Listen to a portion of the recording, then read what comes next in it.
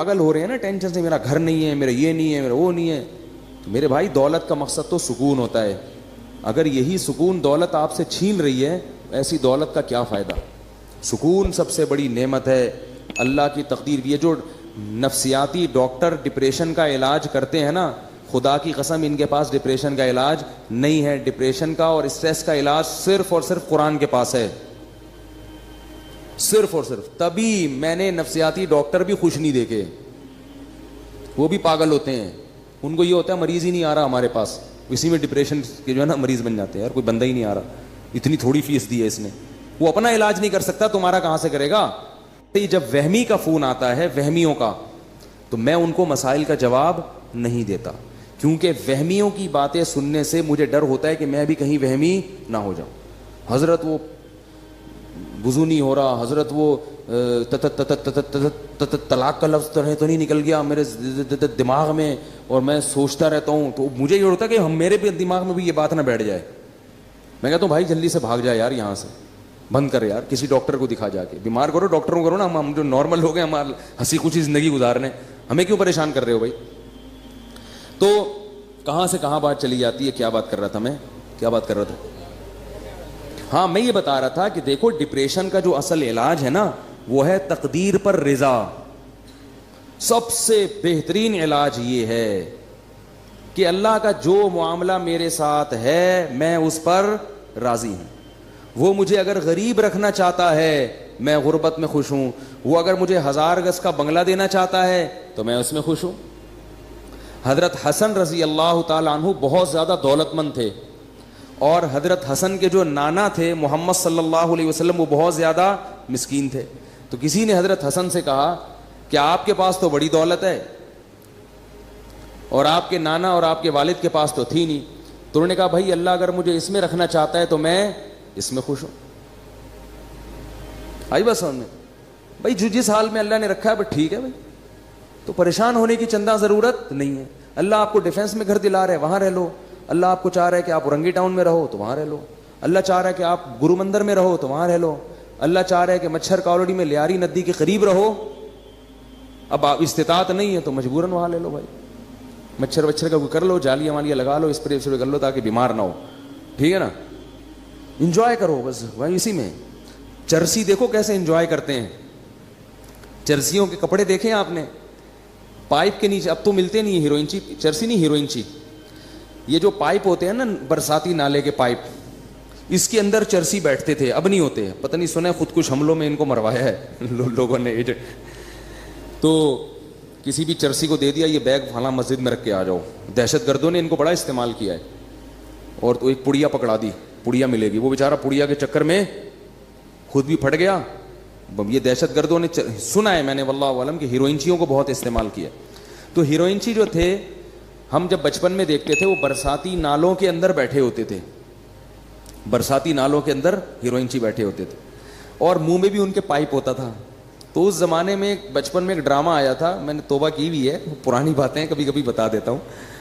اس میں ایک ہیروئنچی کو گانا گاتے ہوئے دکھایا کہ وہ مست ہے, ہیروئن میں پی ہوئی ہے, اس نے پائپ کے اندر بیٹھا ہوا ہے اور اس کے منہ میں بھی پائپ ہے جس میں چرس ہے.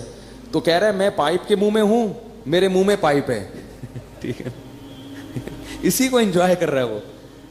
یار یہ نعمت کس کے پاس ہوگی کہ پائپ کے منہ میں بھی ہو اور پائپ بھی اس کے منہ میں ہو.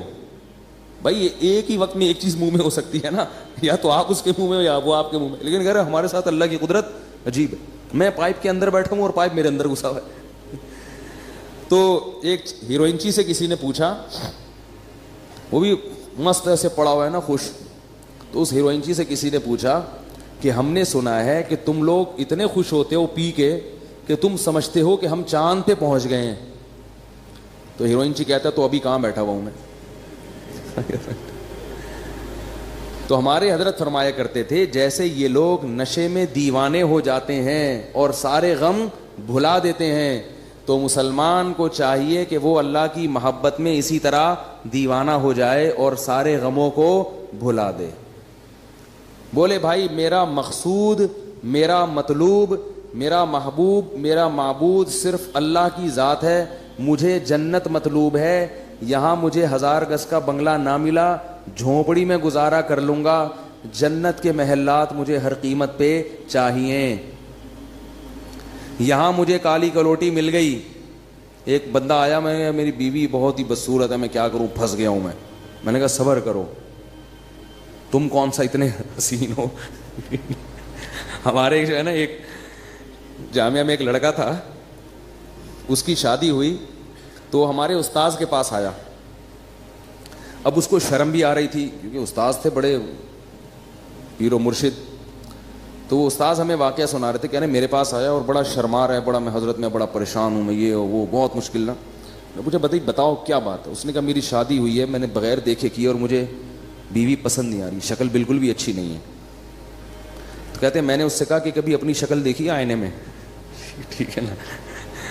تو کہتے اس نے کہا ہاں میں نے دیکھی ہے. کہہ رہے ہیں اب اس نیت سے دیکھو کہ میں کیسا ہوں. ایک تو ویسے ہی دیکھتا ہے نا انسان بال سیٹ کرنے کے لیے یا کچھ منہ پہ کچھ لگا ہوا تو نہیں, اس نیت سے دیکھو کہ کیا میں بھی ان لوگوں میں شمار ہوتا ہوں جس کو کوئی خوبصورت ملے. اس نیت سے اب جا کے دیکھو, اپنے نئے نقش نا, پوری ناک کا سائز وائز سب چیزیں چیک کرنا, جا کے کلر ولر بھی دیکھنا اچھی طرح سے. تو وہ کہتے ہیں کہ وہ اس نے دیکھا اور آ کے کہا الحمدللہ میں مطمئن ہو گیا ہوں, ٹھیک ہے نا, کہ اس ڈیزائن میں مجھے یہ بھی غنیمت ملی. تو ڈپریشن, پریشان, یہ ناشکری ناشکری ناشکری, ہر وقت کیا ہے ناشکری. اتنی ناشکری ہے اس سے کیا ہو جاتے ہیں, ڈپریشن کے مریض بن جاتے ہیں. اگر خوش رہو گے بھائی, یہاں جیسی تیسی مل گئی, جنت میں کیا مل جائے گی. اگر صبر شکر سے زندگی گزاری تو جنت میں کیا ملے گا, حور ملے گی. جنت دنیا میں جو کچھ ملتا ہے نا ہم کو اور آپ کو, وہ اس میں ہماری محنت کا دخل نہیں ہوتا, اس میں تقدیر کا دخل زیادہ ہوتا.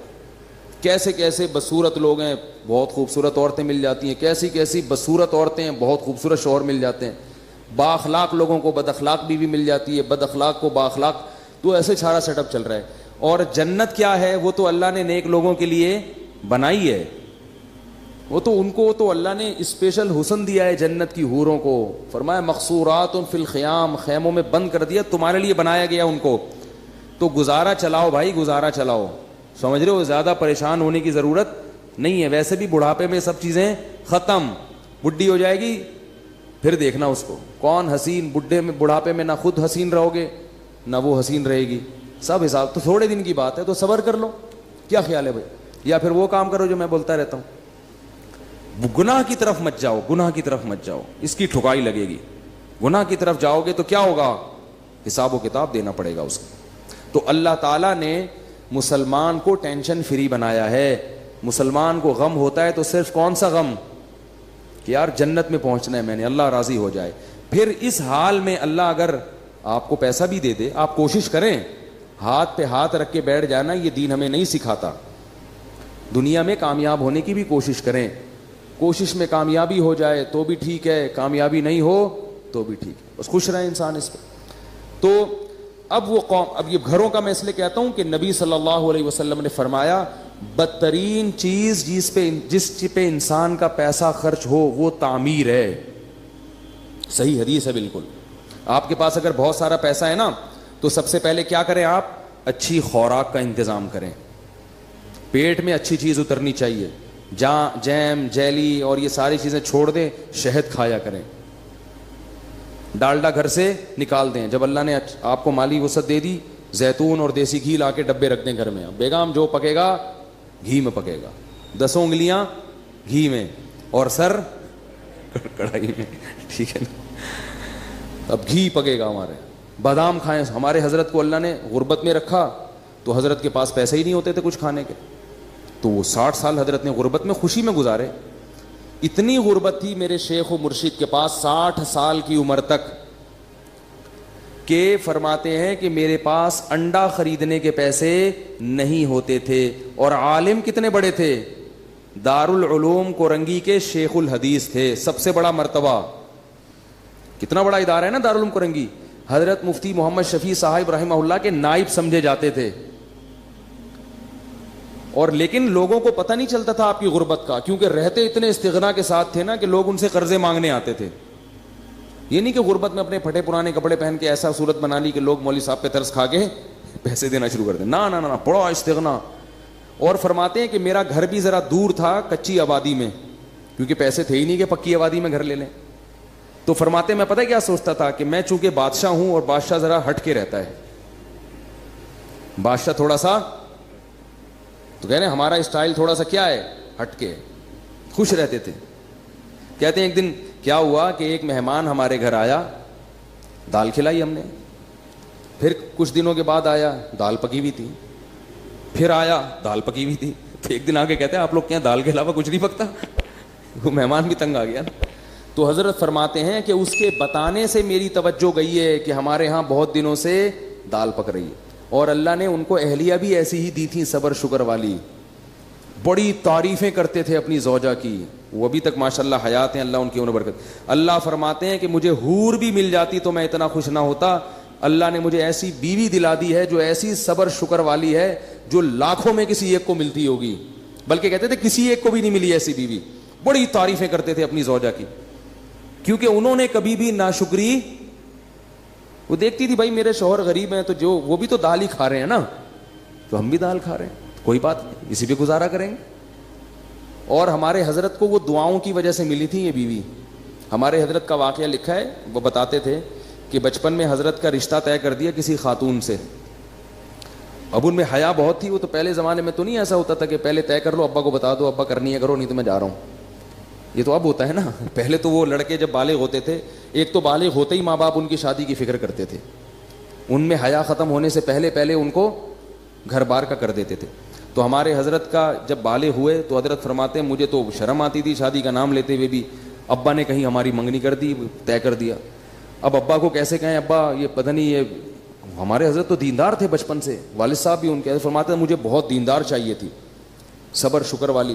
تو کہتے ہیں کہ میں نکل گیا کھیتوں میں جا کے چپکے سے سجدے میں گر کے میں نے اللہ سے دعا مانگی, رویا اللہ کے سامنے, اے اللہ اگر تیرے علم میں یہ میرے لیے بہتر نہیں ہے تو یہ رشتہ کسی طرح سے توڑوا دے.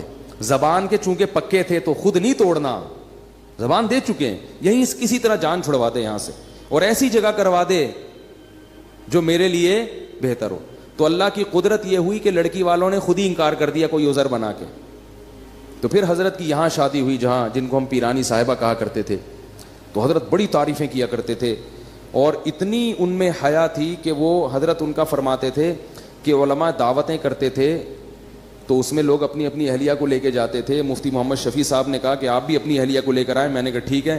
میری اہلیہ نے کہا میں گھر کی چار دیواری سے باہر نہیں جاؤں گی. بس جائز ہے جانا, یہ نہیں کہہ رہا کہ نبی صلی اللہ علیہ وسلم بھی اپنی زوجہ کو لے کے گئے دعوت پہ, لیکن ان کا مزاج ایسا تھا بھائی میں گھر میں, مجھے نہیں جانا. تو فرماتے ہیں مفتی شفیع صاحب بڑے خوش ہوئے, کہتے جب ہمارے گھر میں ٹیلی فون لگا, حضرت کے گھر میں پردہ ایسا تھا, مزدور 4 مہینے کام کر کے گئے ہیں. ایک مزدور نے کہا یار یہاں کیا جنات رہتے ہیں؟ کیوں بھائی؟ کہہ رہے میں 3 4 مہینے اس گھر میں کام کیا, کسی عورت کی آواز میرے کان میں آج تک نہیں پڑی. وہ ذاتی طور پر یہ چیزیں آدمی ڈنڈے کے زور سے تھوڑی بیوی سے یہ سب کچھ کروا سکتا ہے, تو اپنے اندر تقویٰ ہو. اتنا ان میں تھا کہ ان کی آواز کبھی مردوں کے کان میں ان کی اہلیہ کی نہیں پڑتی تھی. تو حضرت فرماتے میں نے جب ٹیلی فون لا کے رکھا گھر میں, ضرورت تھی فون لگوایا, تو میں نے یہ کیا کہ بھائی دیکھو جس عورت میں یہ تقویٰ نہیں ہے نا تو اس کو برا مت سمجھو. جہاں شریعت نے گنجائش دی ہے وہاں گنجائش دی ہے. عورت مرد سے ضرورت کی بات بھی کر سکتی ہے, ضرورت کے وقت گھر سے باہر بھی نکل سکتی ہے, یہ تو اوپر لیول کا ہے نا, وہ یہ تو اپنے زبردستی نہیں کر سکتے اس چیز میں. آپ عورت اگر خود اپنی مرضی سے ایسا کرنا چاہے تو ٹھیک ہے, وہ زیادہ اچھی بات ہے, لیکن آپ زبردستی نہیں کر سکتے ان چیزوں پہ.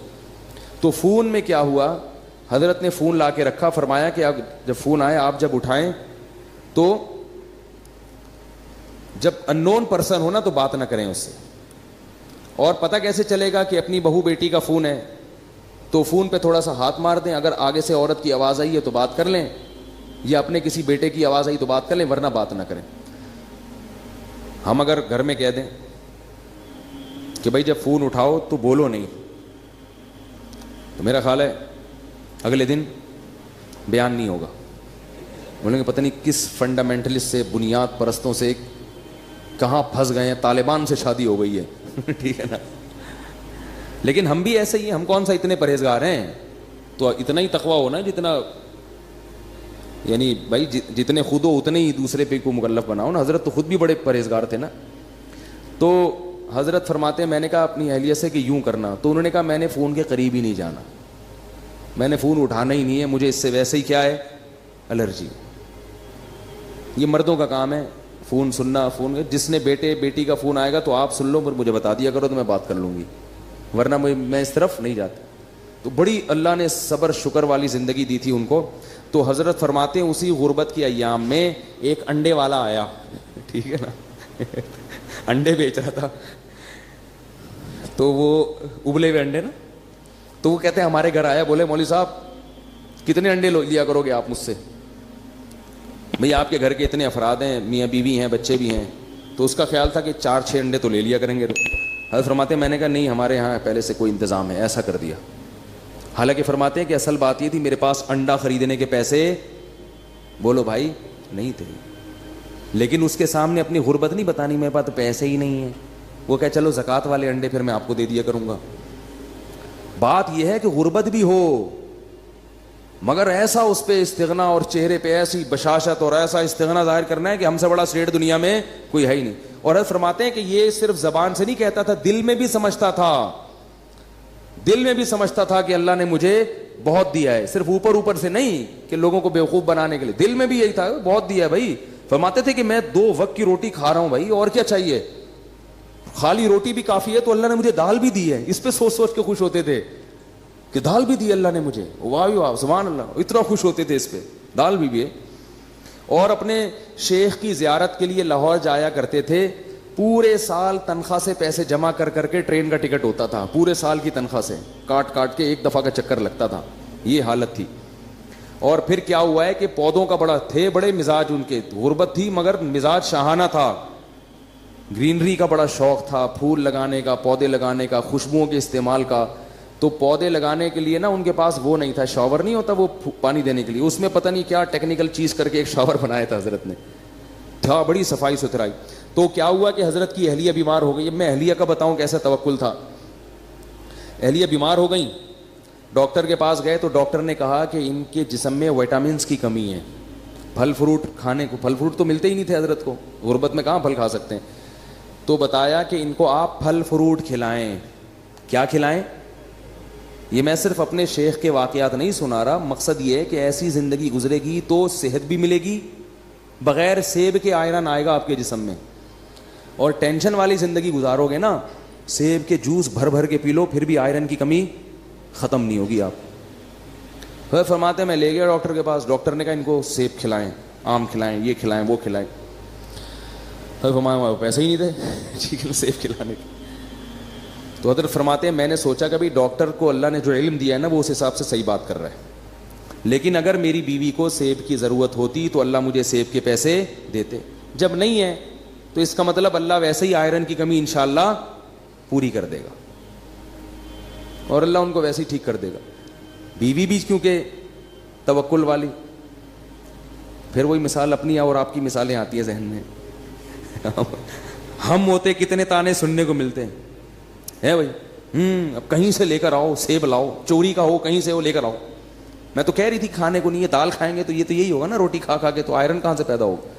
ڈاکٹر سارے کہتے ہیں سیب کھانا ضروری ہے, اور یہ کھانا ضروری ہے, اور وٹامن کی گولیاں کھانا, جائیدادیں کھانا بھی ضروری ہے. کیا کیا کھا گئے ہیں مگر پھر بھی کمی پوری نہیں ہو رہی, پھر بھی بیمار ہیں. وقت سے پہلے بال سفید ہو رہے ہیں, 20-20, 25-25 سال کے لڑکوں کے بال سفید ہو رہے ہیں, گر رہے ہیں. عجیب حالت ہے یار, 30 سال کا بندہ 50 سال کا لگ رہا ہے آج دیکھنے. سب کچھ کھا کے بھی یہ حال ہے, توکل نہیں ہے, اللہ پہ اعتماد نہیں ہے. تو حضرت فرماتے ہم آ گئے, ہم نے کہا بھائی ہمارے پاس تو نہیں ہے, بس اس اللہ ویسے ہی پوری کر دے گا. اللہ نے کر دی. وہ ماشاءاللہ اب تک زندہ ہیں, 90 سال تو میرا خیال ہے ان کی عمر ان کی اہلیہ کی ہو گئی, جن میں وٹامن کی کمی تھی, ٹھیک ہے نا. 90 سال سے زیادہ ان کی عمر ہو گئی ہے ماشاءاللہ, اور ہوش و حواس میں اللہ ان کی عمر میں اور زیادہ برکت دے. حضرت کا انتقال ہو گیا, وہ پھر بھی زندہ ہیں.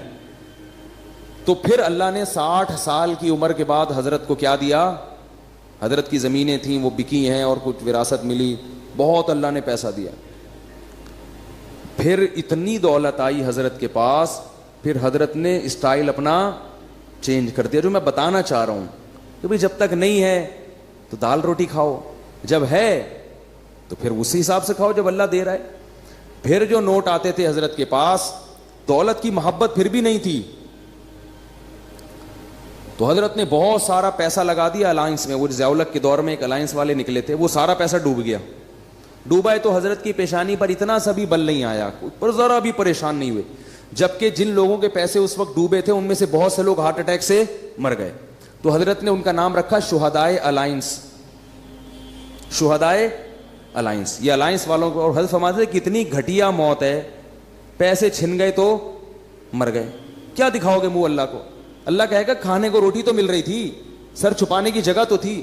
تو حضرت کا بہت سارا پیسہ ڈوب گیا, مگر حضرت پر ایسے ذرہ برابر بھی پیشانی پہ لکیر نہیں آئی. کیوں؟ وہ کہتے تھے یار رہنے کے لیے گھر تو ہے نا, اور کھانے کے لیے روٹی تو مل رہی ہے, تو وہ تو ویسے ہی مسافر خانہ ہے, ساتھ تھوڑی لے کے جانا ہے, ٹھیک ہے نا, ایسے ہی خوش ہے.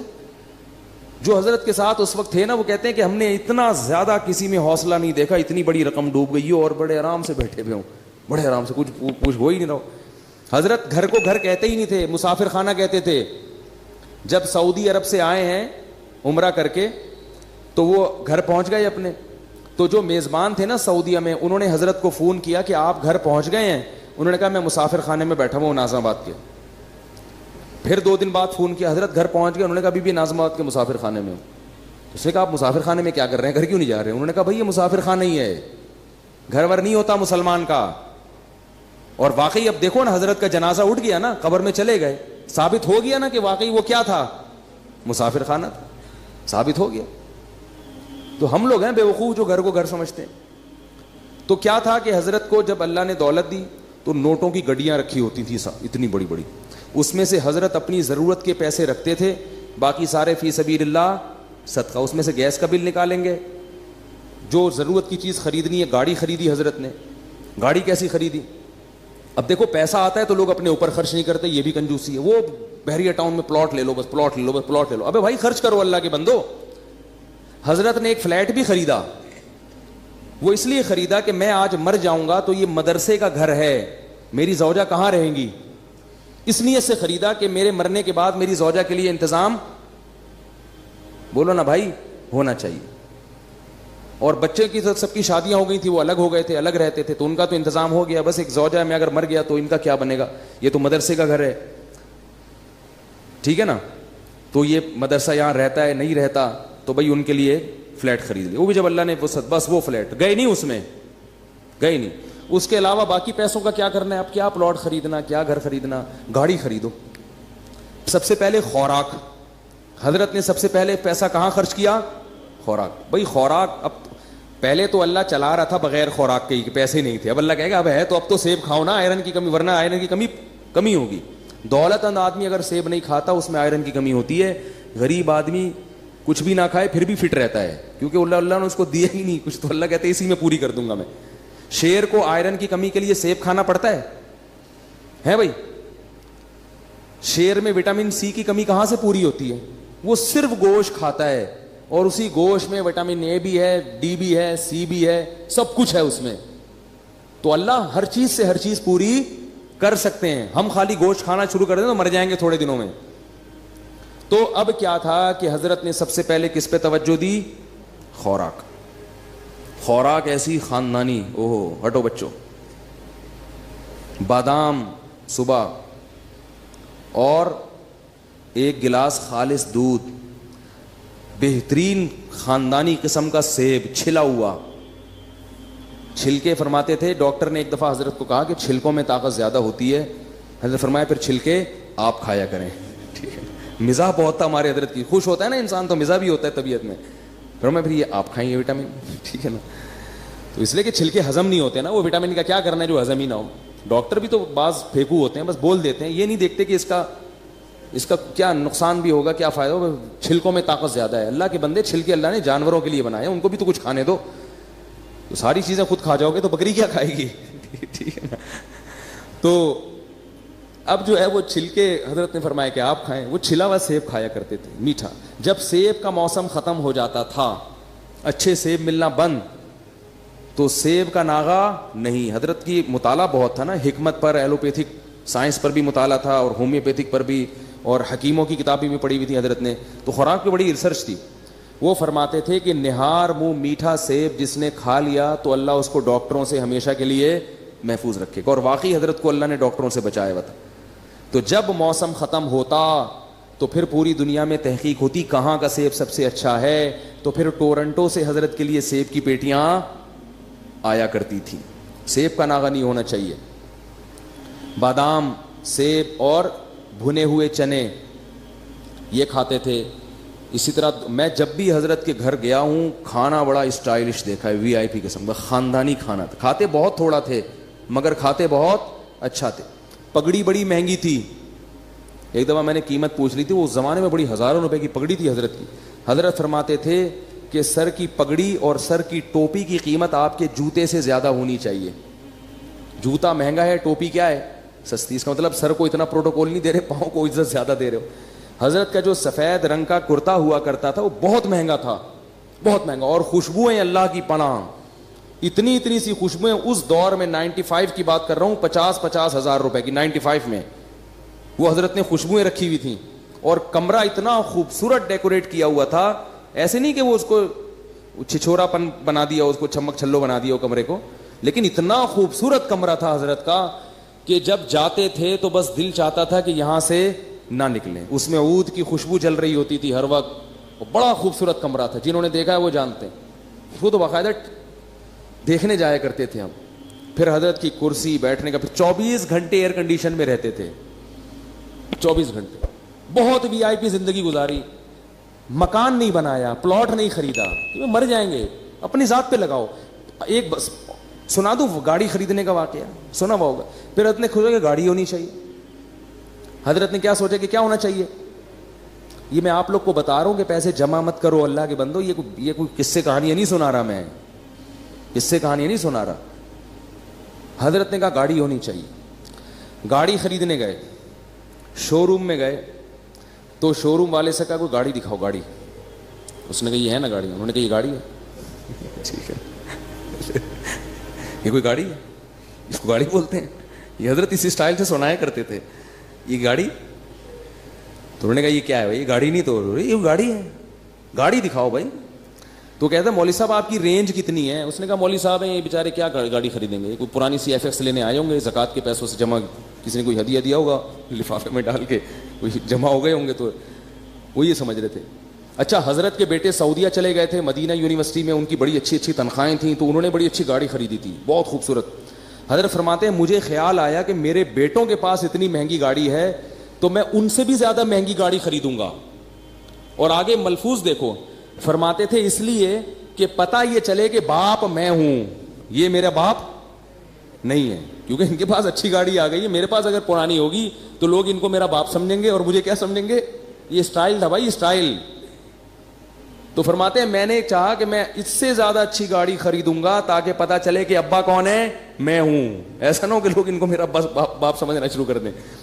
تو پھر گئے ہیں, تو وہ حضرت کو گاڑی کون سی ملی ہے, اس وقت عراق کی جنگ ہو رہی تھی کویت سے, تو سارے کویتی بھاگ گئے تھے. تو ایک کویت کا شہزادہ گاڑی لے کے بھاگا تھا, پاکستان آیا ہوا تھا. تو حضرت نے پھر کویت کے شہزادے سے گاڑی خریدی. وہ اس گاڑی میں ہم نے بھی بہت سفر کیا, اور اتنی خوبصورت وی آئی پی گاڑی تھی, بیٹھ جاؤ تو اٹھنے کا دل ہی نہیں کرتا تھا. اور فرماتے تھے پھر اس میں جو پیٹرول ڈلواتا تھا تو یہ نہیں کہ 5 روپے کا پیٹرول ڈال دو, یہ بھی کنجوس آدمی کا کام ہے, 50 روپے کا پیٹرول ڈالتا ہے. اب بھائی جب تیرے ہاتھ میں ہے گاڑی تو ٹینکی بھر دینا ایک دفعہ میں, تو کوئی لے کے تھوڑی بھاگ رہا ہے. وہ بھی دماغ میں ہوتا ہے نہیں بھروں گا نہیں, بار بار پیٹرول پمپ پہ لائن لگا کے کھڑا ہوا ہوگا, مگر ایک دفعہ تسلی سے بھرے گا نہیں. تو فرماتے میں جب پیٹرول پمپ پہ جاتا تھا تو ٹینکی بھرتا تھا میں, اور وہ بھرنے میں بہت ٹائم لگتا تھا, لوگ مڑ مڑ کے دیکھ رہے ہوتے تھے بھائی کس کی گاڑی ہے یہ. تو حضرت فرمایا کرتے تھے گاڑی بڑی ہونی چاہیے, ٹینکی بھری ہوئی ہونی چاہیے. یہ حضرت کا ملفوظ تھا. جب دولت اللہ نے دی تو اسٹائل بولو نا بھائی چینج ہو گیا. تو جو اپنی ضرورت کی گاڑی کے پیٹرول کے پیسے نکال لیے, گیس بجلی کا بل نکال لیا, کھانے کے پیسے نکال لیے, اس کے بعد جتنے پیسے تھے حضرت گنتے نہیں تھے, وہ سارے فی سبیل اللہ صدقہ, گنے نہیں بس سب صدقہ. اتنا بڑا اللہ نے دل دیا تھا. یہاں تک کہ جن مدارس میں پڑھایا تھا 20 سال ان سے جو تنخواہیں لی تھیں وہ تمام تنخواہیں واپس کر دی حضرت نے ان کو. بہت سخاوت کے دریا تھے بھائی وہ تو, ایسے ایسے نوٹ ایسے اٹھا کے نا غربا اور مساکین اور مدارس پہ اور مختلف جگہوں پہ خیر کے کاموں پہ خرچ کرتے تھے. کیسے اسٹائل سے زندگی گزاری بھائی انہوں نے, خوش, اور چہرہ ایسا چمکتا تھا, سرخ چہرہ ان کا, دیکھ کے لگتا ہی نہیں تھا ان کو کوئی بیماری. کیونکہ آدمی جب خوش ہوتا ہے بیمار تھوڑی ہوتا ہے. ایک دفعہ ڈاکٹر آئے ان کو دیکھنے کے لیے, ویسے ہی کسی نے, حضرت ڈاکٹروں کے پاس نہیں جاتے تھے, تو ڈاکٹر جب آیا نا تو انہوں نے کہا کہ اس نے کہا کہ آپ کو کوئی بیماری نہیں ہے. 78 سال کی عمر میں. حضرت نے کہا آپ کو کیسے پتا چلا؟ انہوں نے کہا آپ کا جو فیس اور آپ کا جو باڈی ہے نا اس سے پتہ چل رہا ہے کہ نہ آپ کو شوگر ہے, نہ بلڈ پریشر ہے, کوئی بیماری نہیں, فٹ فاٹ ہے. تو اتنی زبردست صحت تھی. لیکن اس کے باوجود حضرت پھر کیا کرتے تھے, موت کے لیے تیار. ہمارے ہاں کسی کے پاس پیسہ ہو, صحت بھی ہو, تو کہے میں مروں نہیں, باقی سب کچھ ہو جائے. تو حضرت فرماتے تھے کہ جب بیمار ہو گئے نا آخری وقت میں, تو علماء کچھ ملنے کے لیے آئے. انہوں نے کہا آپ کی طبیعت بہت خراب لگ رہی ہے, آپ کو, ہم آپ کو دیکھ کے پریشان ہو رہے ہیں. تو فرمایا کہ 75 سال کی عمر میں آدمی نہیں مرے گا تو کب مرے گا بھائی, ٹھیک ہے نا, مرنے تو آرام سے, خوشی خوشی دنیا سے گئے ہیں, آپ تو مرنے کا ٹائم ہے, کوئی بات نہیں, اب جانے. اور فرماتے تھے کہ میں 63 سال کی جب میری عمر ہوئی تھی تو مجھے اس کے بعد سے پھر زندہ رہتے ہوئے شرم آنے لگی تھی. کہتے تھے میں سوچتا تھا کہ نبی صلی اللہ علیہ وسلم 63 میں چلے گئے, تو ابھی تک ہے یہاں پہ, ٹھیک ہے نا. کہتے مجھے شرم آتی تھی یار, اب میں ابھی بھی زندہ ہوں. اور فرماتے تھے کہ جب میرے بچوں کے بھی بچے ہو گئے تو وہ مثال دیتے تھے کہ جب پلیٹ فارم پہ نئی گاڑی آتی ہے تو پرانی والی گاڑی کو پلیٹ فارم چھوڑنا پڑتا ہے. تو میں کہتا تھا میرے تو بچوں کے بھی بچے ہو گئے, میں ابھی تک پلیٹ فارم پہ بیٹھا ہوا ہوں, تو جا ہی نہیں رہا میں. تو ایسا آدمی ٹینشن لے گا کسی چیز کی؟ بولو نا بھائی, صحت کا خیال بھی کر رہے ہیں, سب کچھ ہے, بس اللہ نے جب اٹھانا تھا اٹھا لیا. کتنے آرام سے دنیا سے چلے گئے, آرام سے. اور ہم لوگ ہر وقت پیسہ پیسہ پیسہ پیسہ, اس نے یہ کر لیا, میرے پاس میری تنخواہ کم ہے, اس کی تنخواہ زیادہ ہے. تو یہی تھا قوم عاد میں, بڑے بڑے گھر بنا کے فخر کرنا. تو اللہ نے بھائی ہمیں ان چیزوں سے منع کیا ہے, دنیا سے دل لگانے کی اجازت نہیں دی ہے. اسی سے ڈپریشن کا علاج ہوگا اور اسی سے ہماری اسٹریس ختم ہوگی. گولیاں کھانے سے یہ مسئلے حل نہیں ہوتے. اللہ تعالیٰ سمجھنے کی, عمل کی